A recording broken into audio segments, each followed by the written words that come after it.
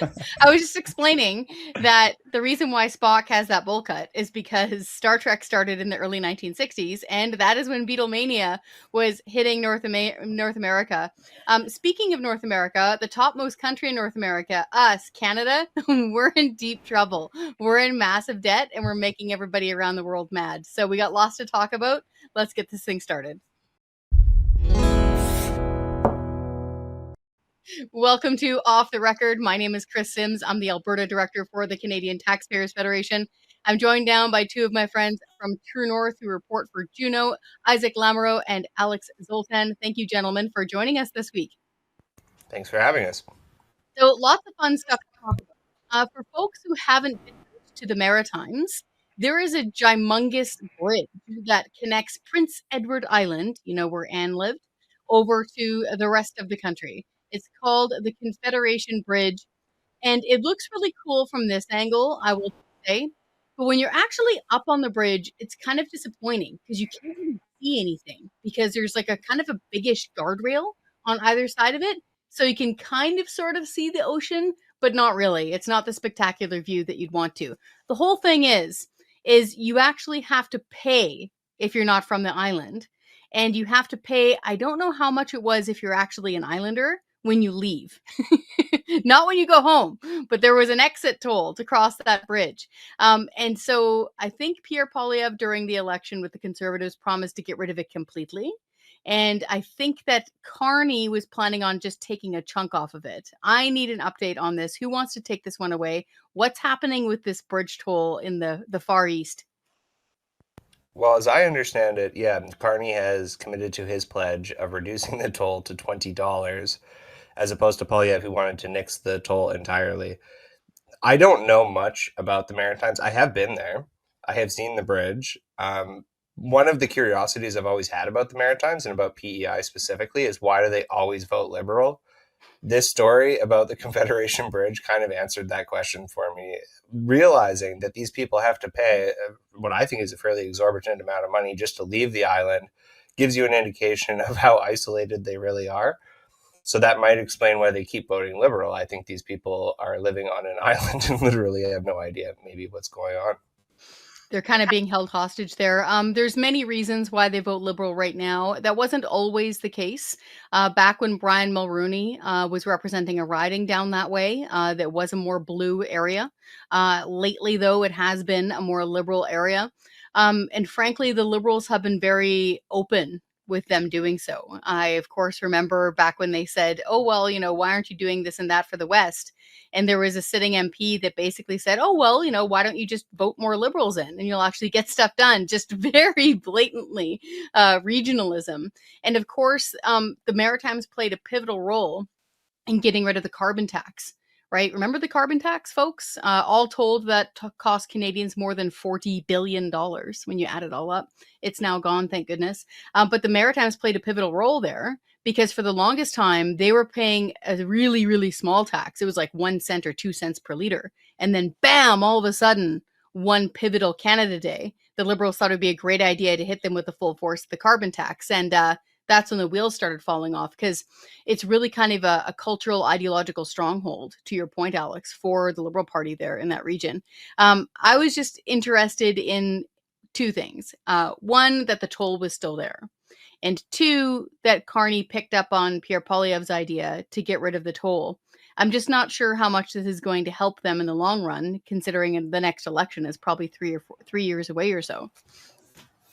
Yeah, Kris, a few things I can pick up on there. We've seen Carney in a few instances more or less copy Pierre Poilievre and the promises he made in his campaign, for example, some of the housing taxing stuff.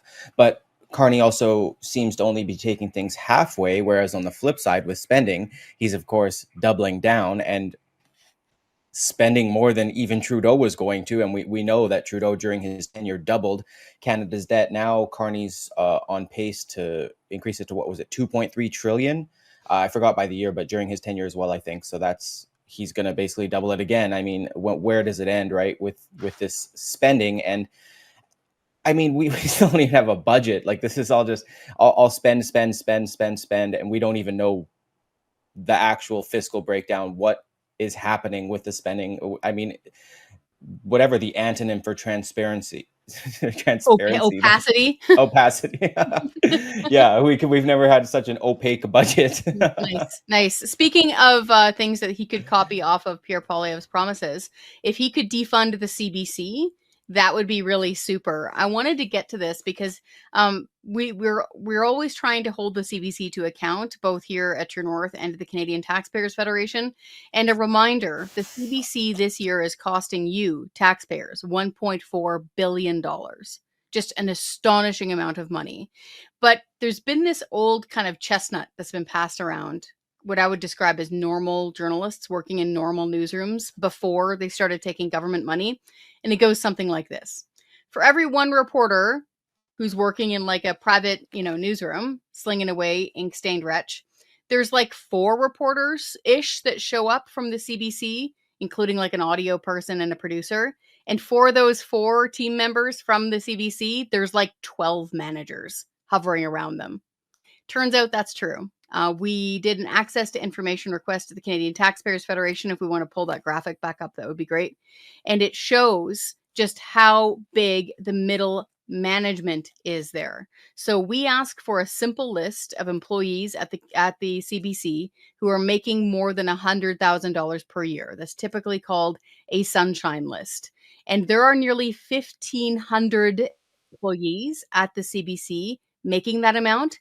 And what really blew my mind, guys, was that there were, I think it was over 450 managers, like over 780 producers. Like there were terms like advisor and like, head advisor and architect and head architect. Like the list goes on and on and on of, you can just picture it like that old like 1950s show, The Blob, right? And it's just getting bigger and bigger and bigger and bigger. And it has gotten to crazy proportions. And it, of course, ballooned like crazy under the Trudeau administration. And so it was no surprise to me on 2 fronts. One, I've noticed that their news coverage has gotten less nimble, okay? Regardless of what you want to say about the spin they put on it. I just mean immediate breaking news. Let's get right to it. Let's be the first up there with being accurate. It's been sluggish for quite a while, just straight up. And so I thought maybe that was due to management bloat, too many cooks in the kitchen. So, and the cost. It's no wonder that it's $1.4 billion. Were either of you gentlemen surprised to see that, yes, indeed, we have data showing that middle management basically has its own continent at the CBC? No, Kris, and obviously the CTF is all over the CBC and their finances, and I'm always looking at the reports you guys are putting out and reporting on them. But one thing I wanted to mention, because you were talking about Carney copying Poilievre, but of course, when it comes to defunding the CBC, again, he's doing the contrast, which is in April, he provided the CBC an additional $150 million, which is what brought the cost up to 1.4 billion, because I think last year was 1.2 billion. And Correct. These are, of course, rough estimates or rough roundings. And then just as for the directors you were talking about, Kris, I do have the data here. So 250 directors, 450 managers, 780 producers. Those people are all making 6-figure salaries. This is a quote I wanted to highlight because Jason Unruh, this is one of the whistleblowers who recently wrote for True North, and we're seeing more and more whistleblowers essentially talking about the insane ideological culture that is happening at the CBC, where real journalism essentially goes to die. And if you're not following the marching orders of their bosses and writing in the exact way they want, you got to go. But what he said was, quote, "The best way to remain at the CBC, either casually or otherwise, is to toe the ideological line. Employees toe it because the pay and benefits are fantastic," as we're covering. Then there are the true believers at the CBC who are also in abundance. But yeah, I mean, this is crazy. And we've seen the shift since Trudeau in spending, for example, and you highlighted this at the CTF, Kris, only 438 CBC employees made over $100,000 in 2015 when Trudeau came into power. So that's now more than tripled, as you can see. And that costed taxpayers $60 million that year, whereas the 1,800 now making that much this year is costing taxpayers, I don't know, I don't have that, but you can guess. I mean, it's just crazy, the bloat we're seeing at the CBC. And as you mentioned, Kris, the most important thing to take away, and we've seen this, frankly, all over the public sector, is we're spending so much more, but we're not seeing the performance improve at the rate that you'd expect. I mean, we've seen the PBO even report on this for public sectors. They spend more and more and more, but they're continuously not hitting their own performance targets. I mean, the same can probably be said for the CBC because we see the product. So I don't know what the answer is, but certainly spending more doesn't necessarily bring the value that you might for want. sure. Very quickly before I get to you, Alex, on this. Yeah, what you just said is true. You can go to their own, folks. You guys can look this up yourselves. Look up CBC annual report. Okay. Click on the quarterly reports. Okay. Control F. Look for audience share. I'm not kidding. You can look it up yourself. It's right there. Okay. Their audience share, okay, for CBC News World, their flagship, like their version of Fox News or CNN, okay, 1.8%. That means that of the Canadian television viewing public who were available with eyeballs at that time to listen or watch to TV, 98% of Canadians are choosing not to. Okay. And before you start saying, oh, well, people don't want to watch the news because it's depressing. Okay. Let's look at their entertainment. Okay. Their eyeballs for entertainment. The Murdoch Mysteries is still their highest viewed show. The CBC does not produce the Murdoch Mysteries. It just purchases it and throws it on the air. They still have a tiny, tiny fraction of the population, like less than 2% of Canada, watching that show.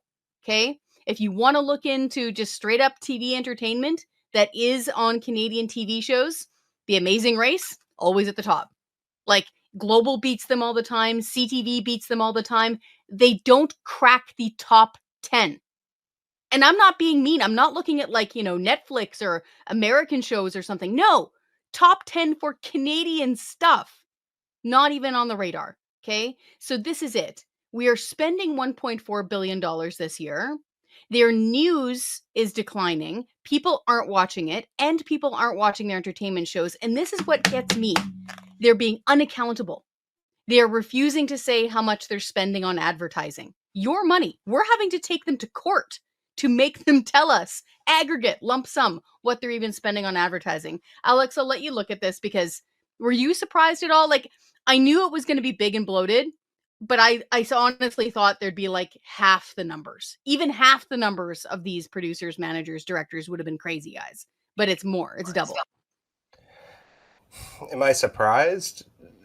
No, because it's the CBC. So, like, the CBC never ceases to disappoint me in terms of its ability to disappoint me. So, no, I'm not terribly surprised. But I think what I am surprised by is just the scale. As somebody who worked in finance previously, I think it's hard for people to really like wrap their minds around how much $1 billion is. That's $1,000 million. Like that, it would be hard for the average individual to even conjure a way to spend $1,000 million. Mm-hmm.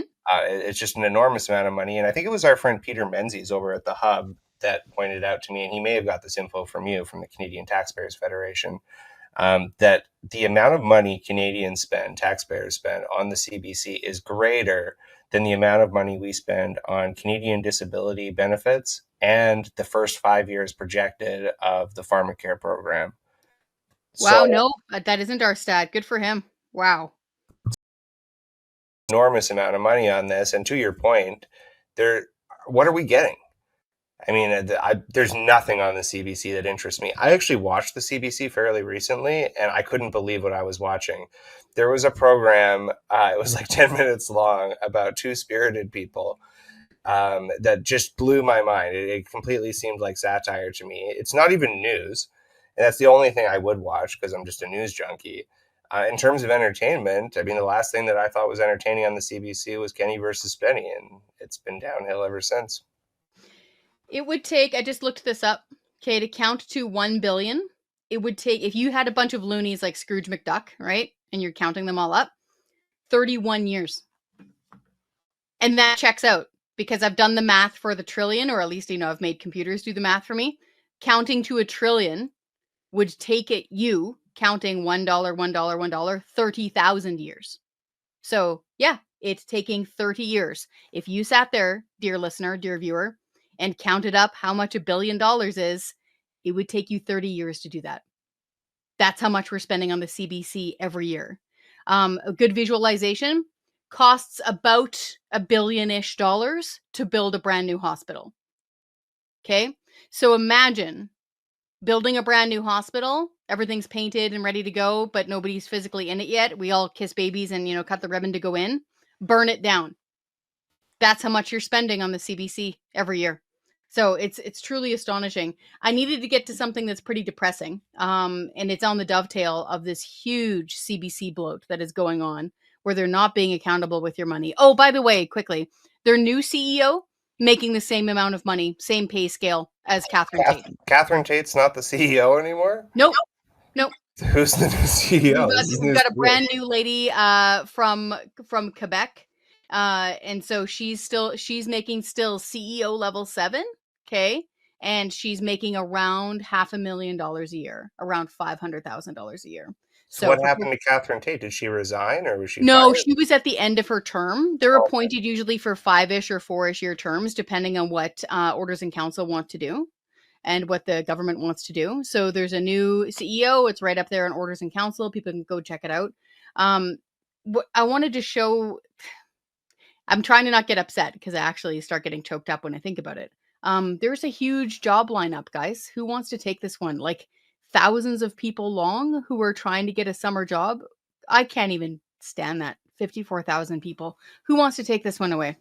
Yeah, Kris. So, I mean, look, this isn't the first time we've seen this, especially in Ontario. I mean, we're seeing these videos we've seen on X of these job fairs, and the lineups are just kind of like that $1 billion at the CBC. Hard to count. There's so many people, literally. Like, you wouldn't even be able to guess how many people are in these lines. It's just absolutely insane. And there are a few things I want to highlight because, I don't know, there are some people on the left, even as recently as that forum that Pierre Poilievre was in, which we'll talk about next story, but talking about job shortages. What? Job shortages? What are you talking about? Just read the story. Where are there job shortages? Maybe in like rural Alberta, you could make the argument, but I mean, in main cities in Canada, there's no conceivable metric that you could say there are job shortages. For example, we saw a recent briefing note from the Immigration Ministry that, get this, so temporary foreign workers account for 19% of Canada's private sector workforce. I mean, that in itself, a 19%, crazy. Wow. And we saw that the note also said that there are about 3 million temporary residents, with more than 129,000 who have illegally overstayed their visas. And I always want to preface this saying this is the amount they know. Like, the real number is probably much higher, especially when we're talking about people who have illegally stayed their visas. We've already seen the Liberals admittedly say that they don't really know how many people are in that thing. But the worst thing about these temporary foreign workers is we're seeing like job fairs like this where students are out of school, they're looking for their first job in the market, students who are still in school, high school students even looking for work. The temporary foreign workers are the ones that take those jobs up because they're coming to employer and say, hey, you can pay me half of what you're going to pay him. How does that sound? And they're like, oh, that sounds amazing. And then we see these businesses even are coming out and saying, when we're talking about cutting temporary foreign workers, they're saying we can't survive without them because we're paying them below a median wage, and our business can't survive without doing that. So I mean, it's just crazy. And that's another thing I wanted to cover on immigration. I mean, some people just seem so wrongfully thinking that Carney has paused immigration, for example. At the forum that we're going to talk about next, the Liberal candidate, he said that Carney paused immigration, which is just not true. For example, a recent study at the Fraser Institute, this is last year, found that 912,000 temporary foreign workers entered Canada last year. But this is even more damning. The first quarter of this year, so Carney's in power, first quarter of this year, we know that 817,000 newcomers came to Canada when we're adding up temporary and permanent residents, 817,000. So yeah, we paused immigration, really almost 1 million people in the first 4 months. I mean, it's not even close. And this is the result of it, Kris. We see, I mean, this is insane. What do you think is going to happen when you bring millions of people to your country? All of a sudden there are no jobs, no houses. I mean, of course, all of the problems would be at the very least remedied in some fashion if not for this bloated immigration system. I could go on forever, but yeah.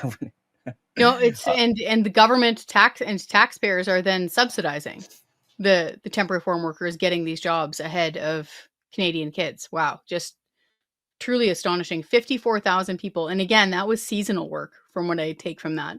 People lined up for that. If you do, that's roundabout the population of like the Comox Valley on Vancouver Island. Like picture all those people standing there, like people wanting a job here in Canada. That's just mind blowing to me. Like I know what it's like looking for work, and that is a rough place to be.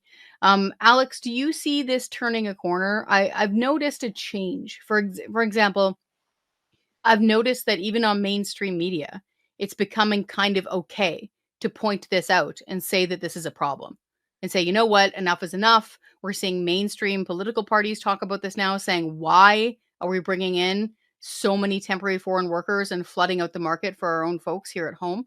Alex, do you think this is going to turn kind of the cultural corner? Do you think it's going to become the norm to try to rein this back in? Well, I think it's already kind of the norm to some extent. This is not the first time Canada has dealt with an unemployment crisis. I'm a product of, I was born in 1989, so I was university aged when the Great Recession happened. And I remember that time really vividly because I remember applying for jobs like, I would work at Lowe's or at Starbucks, and those seemed like really good jobs at the time because jobs were just so hard to get. And so this, the more things change, the more they stay the same to some extent. But the level of scale here with 54,000 people is really different. And it seems kind of outrageous to me. I guess if there's a silver lining here, it's that we're now in a time where it is possible for people to get gig work, right? So if you can't get a job, maybe you become an Uber driver or, you do DoorDash or whatever. I know that those basically slave wages, but that opportunity didn't exist in 2008 when I was looking for a job. So that's kind of a good thing. But where I'm really seeing this play itself out in a really disturbing way as a crime reporter is just in the level of youth crime. Because if young people can't get jobs, we've talked about this before on the same show with our friend Noah, the devil makes work for idle hands, and you start to see just a lot more crime. That's just predictable, and that's almost an inevitable outcome. So I think that we do need to get this to some level of order so that we don't see society completely collapse. You see this in a lot of places around the world throughout history. I mean, at one time in Greece, I think the youth unemployment rate was 45%, and you saw the crime rate just completely explode. My concern is that we're headed towards that trajectory, and I tend to agree with Isaac that the only way that we can remedy that at this point would be to make some serious changes to our immigration policy.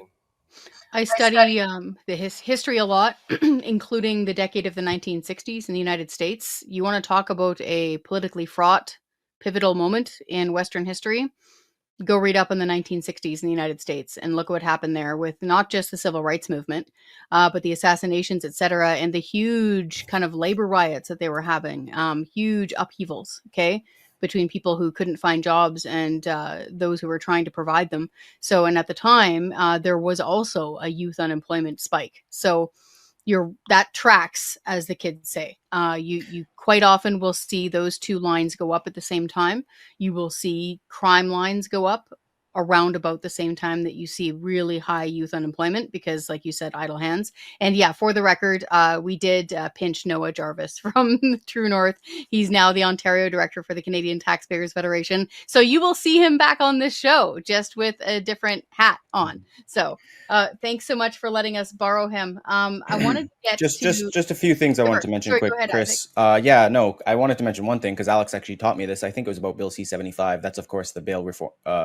The catch and release system, more or less. And I just wanted to say that bill certainly plays, I think, into youth crime rates because Alex was teaching me about this, about the Indigenous crime rates, because they're essentially held to a lesser standard in courts. So criminal organizations target them because they know if they get convicted, they'll just get out on bail and they can keep selling drugs or doing whatever they're doing. And I feel like the same could be applicable to youth for these criminal organizations, especially if they know they're going to get out on bail the next day. And then one more thing I wanted to add just in regard to immigration, because we saw this. I don't know if this was first said by Pierre Poilievre at the forum on Tuesday in Camrose, but he has begun the call for negative immigration rate, that being reducing Canada's population. So I think the first time he made that mention was on Tuesday, but he's starting to talk about not reducing immigration, reducing population as a whole. So stopping immigration completely until our numbers go down, which I think is a big move on his part. Alex? Well, and actually, the issue of Indigenous people being given lighter sentences goes back even further than Bill C-75. It goes back to something called the Gladue principle, which has been around for decades.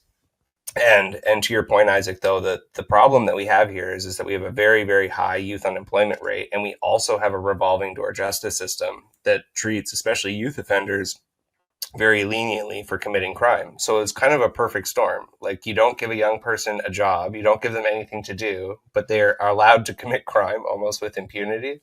Like, the results are actually very predictable when you think about it logically. And so I'm not terribly surprised that we find ourselves in the situation we do.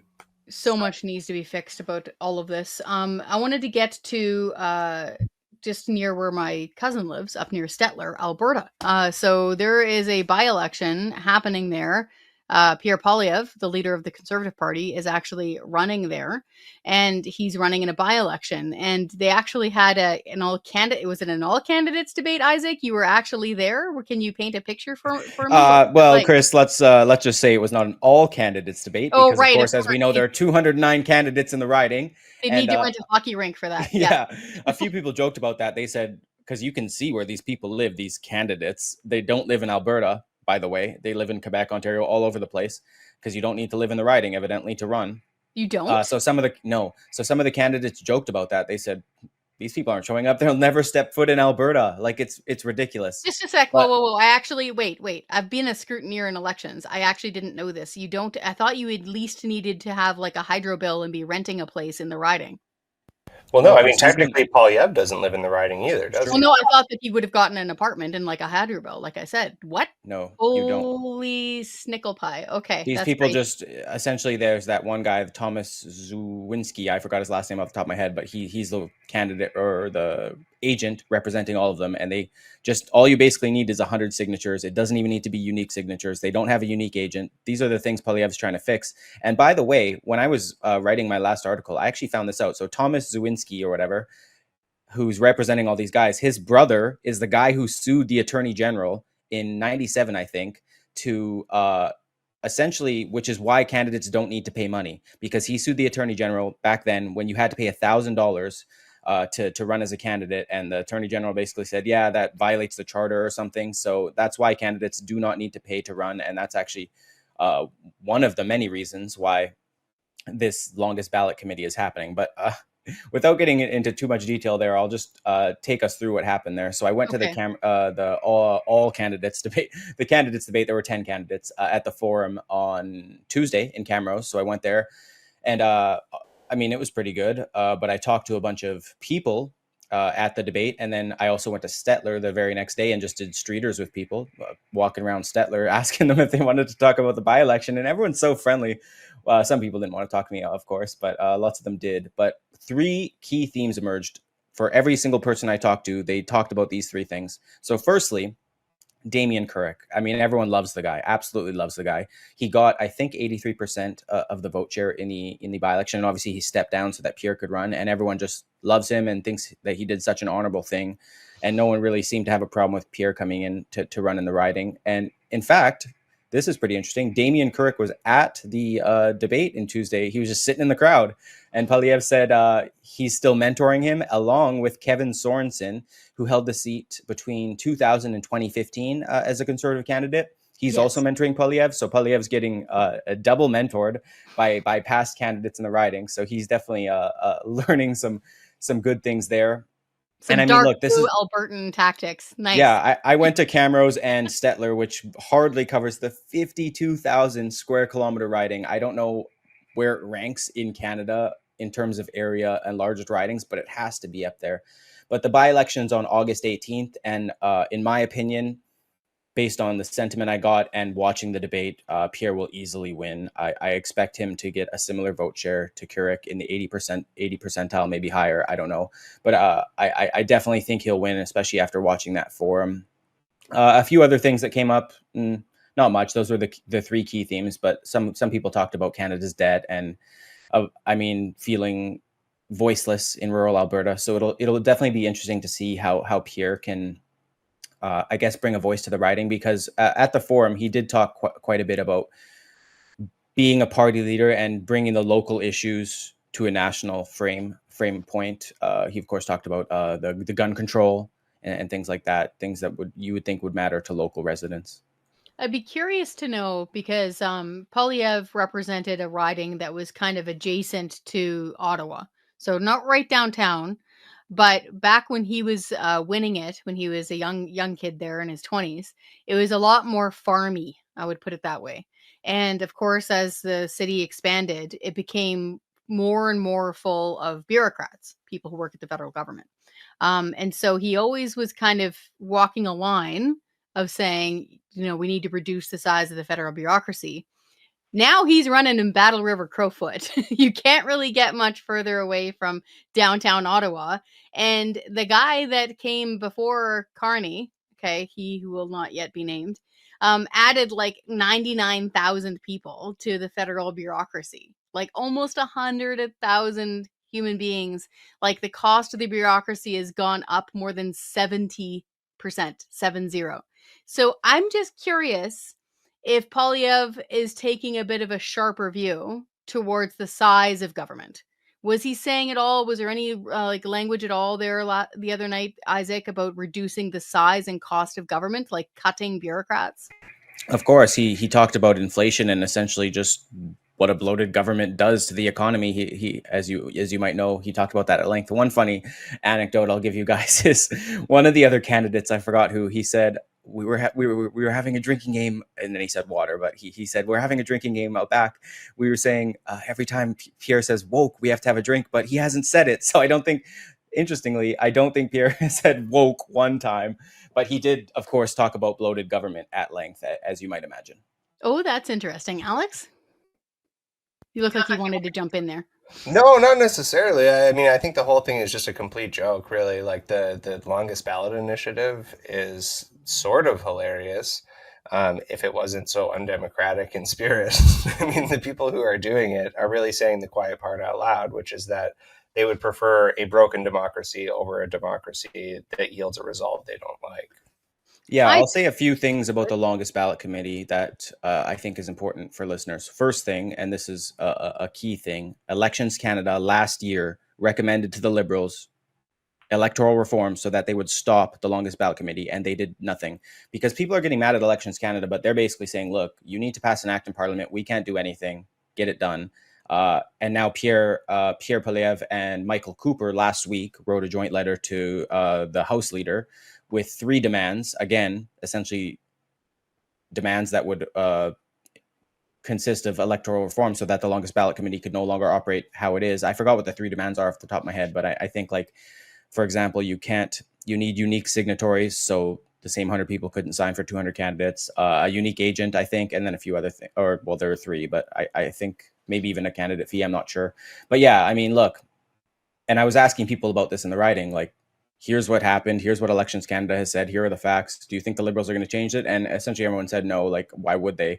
It suits them. The longest ballot committee are clearly targeting Pierre Poilievre, not the Liberals. We saw Mark Carney had no protest candidates run against him in the election. In fact, at True North, we wrote an exclusive about a whistleblower who essentially went on the record and said the longest ballot committee told him that he'd be running against Carney, but tricked him, and he was running against Poilievre. So, I mean, it's just insane. Like, of course they're targeting him, and if the Liberals do nothing, it's only going to work out in their favor. So we'll have to see what happens.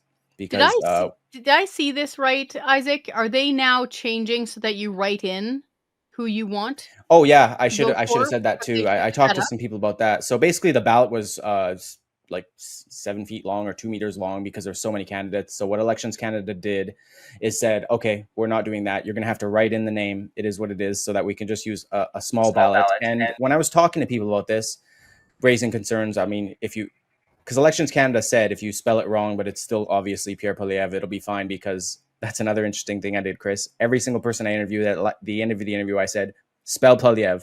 One person got it right. That's it. So no one knows how to spell his name. No one knows how to spell his name. Elections Canada. I wrote a joke about this. I said, if the longest ballot people really wanted to crank their trolling to a next level, they should find another guy named Pierre Poilievre. Mm-hmm. Yeah, but Elections Canada said it won't matter. We'll see. Apparently, you can't write Conservative on the ballot, though, and I think he's the only Conservative candidate, so I don't know why that would be. It doesn't really make sense to me, but yeah, we'll have to wait and see, because I don't know that it'll be that big of a problem, but at the same time, if it can definitely cause issues, so I will have to wait and see. Again, the election's on August 18th, so if they have unique initials, could you just put PP?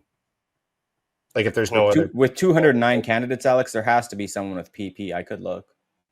I'm just curious. Huh. Wow, that is messy. Now this might have changed, because apparently I didn't realize that you can't just even have an apartment in a hydro bill or something in the riding. That's kind of different. But there are scrutineers that are standing there with eyeballs who look at the ballots as they're counted from all parties. It's actually quite an amazing part of the electoral system. It's kind of beautiful. So paper ballots, people dump out the box and they count them with like somebody from the Liberals standing there like a hawk, NDP, Conservative, and they all watch. And so in that situation, no matter who it was, say you had a candidate from the NDP who had, a name that was difficult to spell, the last one, the agent there from the NDP could argue and say, no, come on, man, that's clearly our candidate. You need to be able to count it. So it isn't just some kind of cold robot that is saying yes or no. There's human beings, unless things have changed, with eyeballs who are making those judgment calls. Isaac, did you have one point there, or do we want to get into that pop star? Yeah, I mean, yeah, we get into that pop star. All right. Just trying to have a little bit of fun, I think, at the end of it, because somebody started telling me about this and I couldn't help it. I'm like, tell me less. But I'm going to tell you about it now. Apparently, former Prime Minister Justin Trudeau is hanging out with Katy Perry, who is a pop singer. Sorry, I'm like a Gen X, so I barely remember who she is. I know she sang with Elmo, like shortly after my kid was born in like 2009 or something. But apparently she's hanging out with Trudeau. And apparently he was also spotted at one of her concerts in the front row. Somebody told me, and I have not yet confirmed this, that he was even wearing a t-shirt that said "Strong and Free" on it, which is super interesting for a prime minister who invoked the Emergencies Act against the Constitution, it was found. So isn't that fun? I just try to say, you know what? We could have saved ourselves a lot of money, because our front row ticket to the Trudeau show cost us $640 billion, because the guy doubled the debt and then hit us with a carbon tax. So would have been nice for him just to hang out with Katy Perry starting in 2014 instead. Who wants to jump in on this? Isaac, were you surprised? Yeah, no, I just, I when I found out about this, I looked up a few things. Firstly, I was like, is Katy Perry Canadian? Because surely if she was, she would know how hated this guy is and how bad it would be for her image and et cetera, et cetera. And I'm sure she wouldn't be hanging out with him. But interestingly, she's actually from California, which I think is like the most democratic state. So yeah, it's sunny Canada. Yeah. Take that for what you will. It's essentially what Trudeau's Canada, I think, the closest state to it anyways. So yeah, other than that, I mean, I think she's just on tour right now, and maybe she was in Trudeau's hometown and he's messaged her. I guess maybe he has her number, or Instagram DM'd her like, hey, Katie, heard you're in town. You want to hang out? I mean, I don't know how it came to be that these two people are hanging out, but I certainly think from a Katy Perry's perspective, she would be settling hanging out with Trudeau there. So yeah, good for Trudeau, I guess. He definitely reaching for the stars there, but he made it happen. I mean, yeah, all the power to him, right? Because I just don't know what Katy Perry was thinking, though. And Katy, if you're watching this, like, call you. Don't take it personally. Yeah. Hey, if you'll settle for Trudeau, surely I could do as well, right? I'll put in a good word for you, Alex. I'll find a sparkle phone and phone her. Alex, any thoughts on this?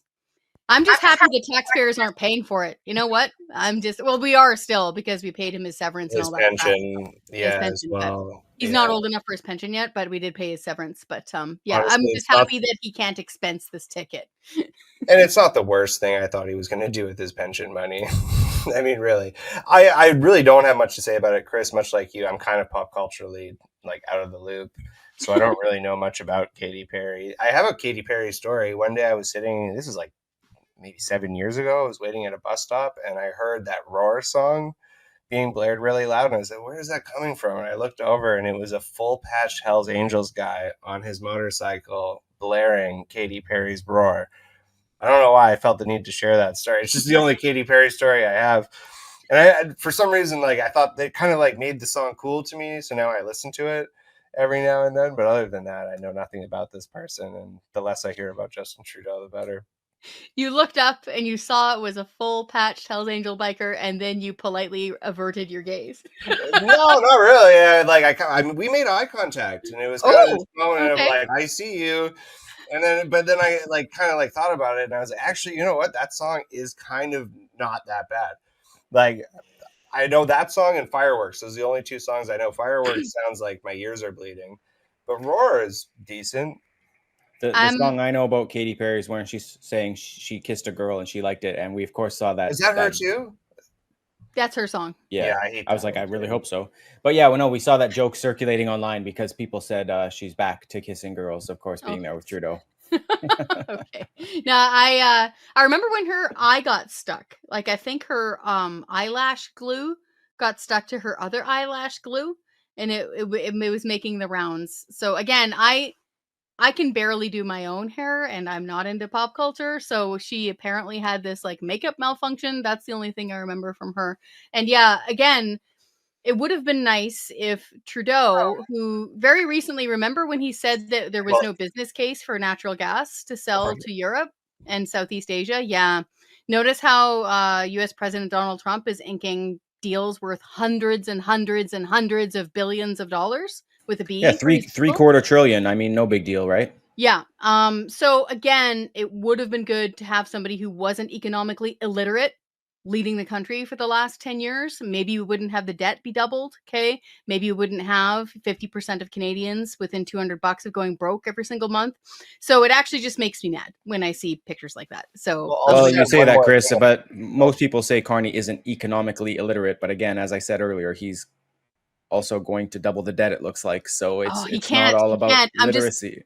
I can't even, guys. I know. I'm holding out hope that his PhD in economics and his work at both the Bank of Canada and the Bank of England will kind of pull him back from him being the UN Special Envoy Fluffy Fluff, that was all just to write a book, and that his dollars and cents, common sense, will take back over. I have to. It seems like ideology always trumps economic knowledge. So yeah, when you're not ruled by logic and data. Give her, Alex. Sorry, go ahead. Katy Perry story. If she's looking for advice on makeup, she definitely found the right man. On that note, thank you so much for joining us here. Remember, everything that we just said is off. Alex, come up with that joke yourself. That was a good one, man.